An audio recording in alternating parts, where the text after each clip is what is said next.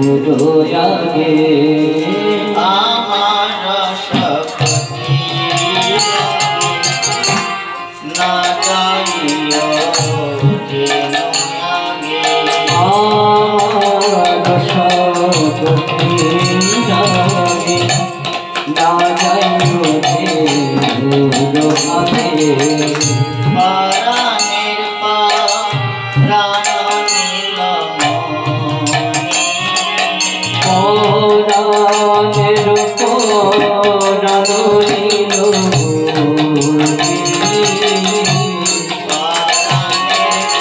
রানো নীল নিকটে রাখিও যেন ওরে আমার যেন নিকট রাখি হো তুমি হো ঘরে বসে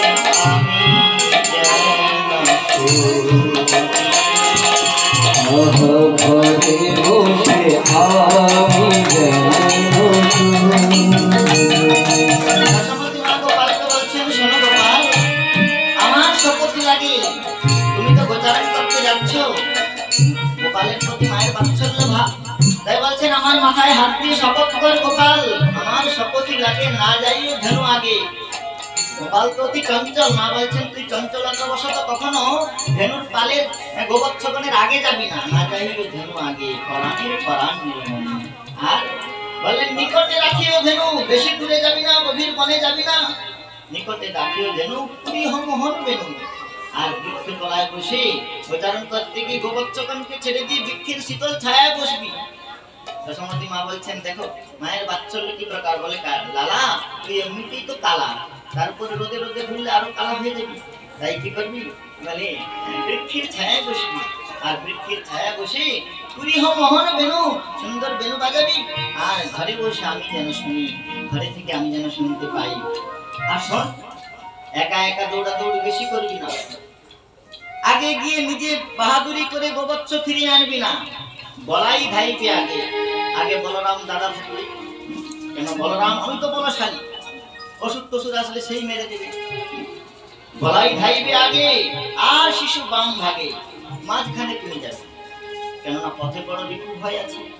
তাই মা বলছেন বলাই ধাইবে আগে, আর শিশু বাম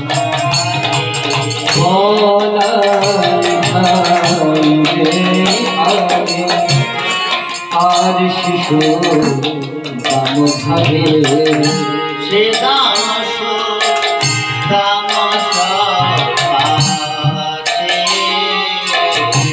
শ্রী রাম সুদাস তুমি তার মাঝে যাইও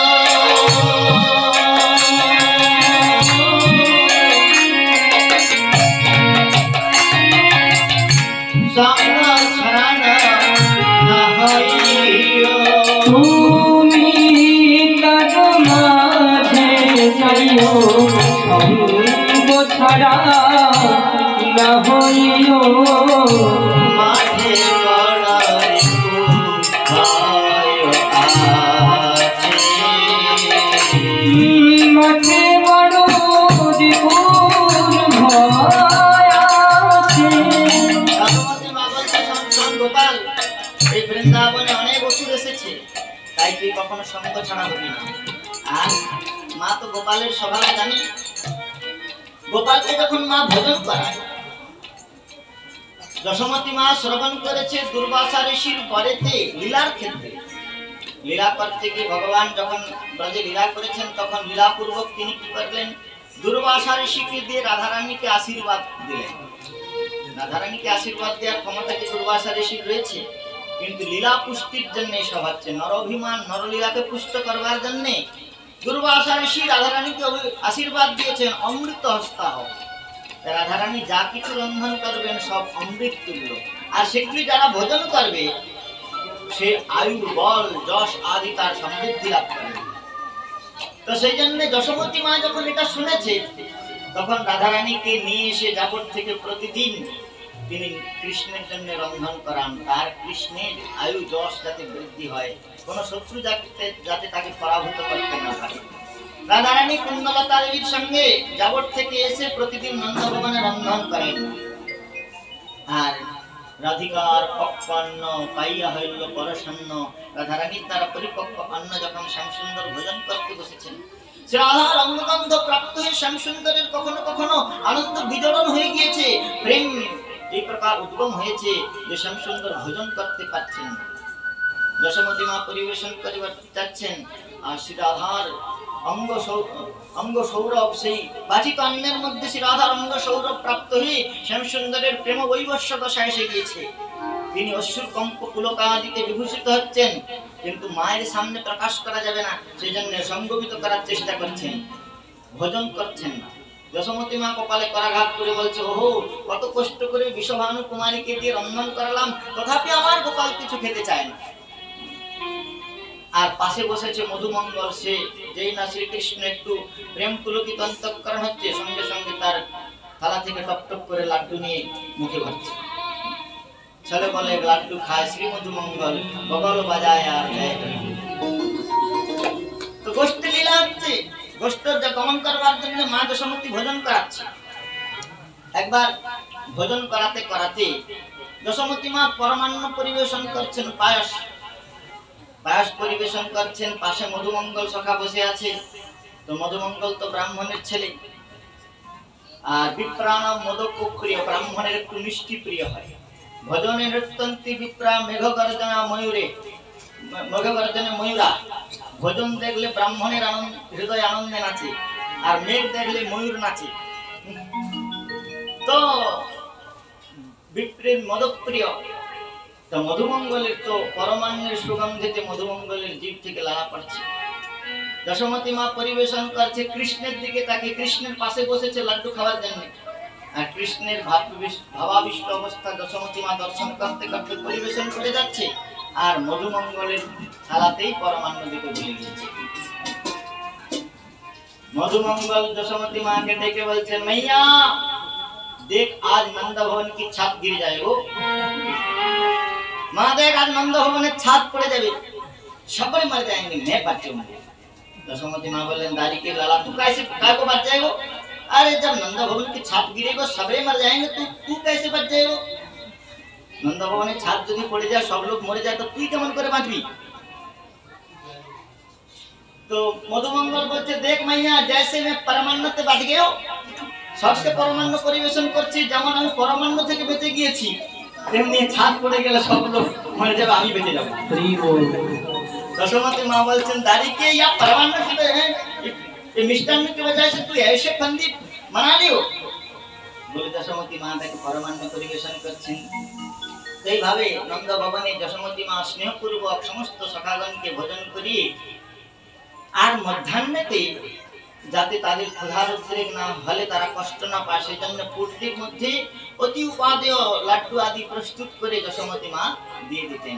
সমস্ত সখাগণের যে জননী, তারাও উত্তম উপাদেয় খাদ্যসমূহ প্রস্তুত করে তাদের পুত্রগণের পুটলির মধ্যে দিত, কেন তারা জানতো যে তাদের পুত্রগণ শ্রীকৃষ্ণকে অর্পণ করে গ্রহণ করবে, সেই জন্য কৃষ্ণ গ্রহণ করবে বলেই তারা উত্তম বস্তু সব প্রস্তুত করে দিত। সকলেই পুটলিতে করে কিছু না কিছু বেঁধে নিয়ে যেত। যশোমতী মা গোপালকে অনেক সুন্দর কিছু দিতেন। আর কৃষ্ণের যত সখা ছিল, মধুমঙ্গল সব থেকে বিধূষক ছিল, হাস্যরসিক। মধুমঙ্গলের তো ঠাকুমার কাছে মানুষ, শান্তিপনি মুনির জননী পৌর্ণমাসী দেবী, পৌর্ণমাসী দেবীর কাছে মানুষ। এর ঘরে তো বানানোর কেউ নেই, পৌর্ণমাসী দেবী বৃদ্ধা, ব্রজের পাড়ায় পাড়ায় ঘুরে বেড়ায়, কারো না কারোর ঘরে তার পেট চলে যায়। আর মধুমঙ্গল নন্দ ভবনে এসে খেয়ে নেয়, এইভাবে দেখ চলে। এর তো পুটলিতে কিছু নাই। আর মধুমঙ্গল কি করে গোচারণ করবার সময় সমস্ত সখাগণ হা রে রে করে নৃত্য করতে করতে বৃন্দাবনের পথে নাচতে কুদতে যায়। আর যার পুটলি থেকে ভালো ভালো মিষ্টির গন্ধ বেরোয়, মধুমঙ্গল তার পাশে পাশে যায়, হাত পেলেই তার পুটলি থেকে খায়। আর নিজে একটা পুটলি নিয়ে যায়, তার মধ্যে শুকনো পাতা লতা, মিষ্টি খেয়ে তার ভরে দেয়, যার পুটলি থেকে মিষ্টি খায় তার পুটলিতে শুকনো পাতা ভরে দেয়। এসব লীলা আমি মন থেকে বলছি না, আনন্দ বৃন্দাবন চম্পু গ্রন্থের মধ্যে কবি কর্ণপুর গোস্বামী বর্ণন করছেন। তো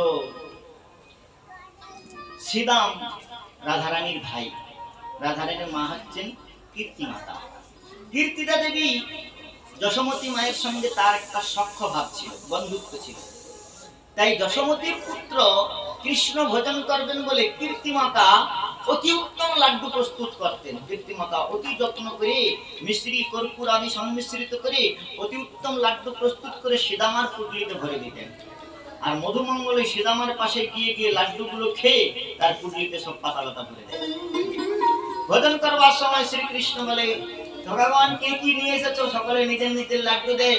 আর সীতামা যখন পুটলি খুলে লাড্ডু দিতে যায় তখন দেখে শুকনো পাতালতা, আর সীতামা কাঁদতে থাকে।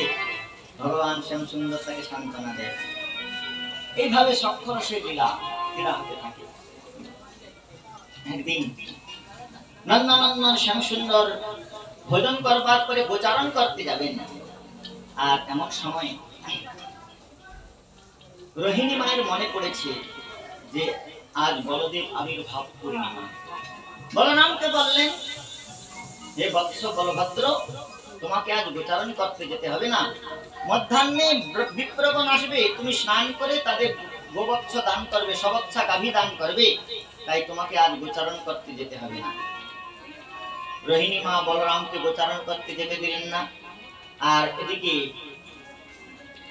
नंदनंदन श्याम सुंदर यशोमती माँ बोलने लाला तो को आज गोचारण करवे को जावे की जरूरत ना है। कृष्ण बोलने मैया मैं तो जाऊंगा, আমি যাবো। জেদ করলেন কৃষ্ণ। তো যশোমতী মা আটকাতে পারলেন না।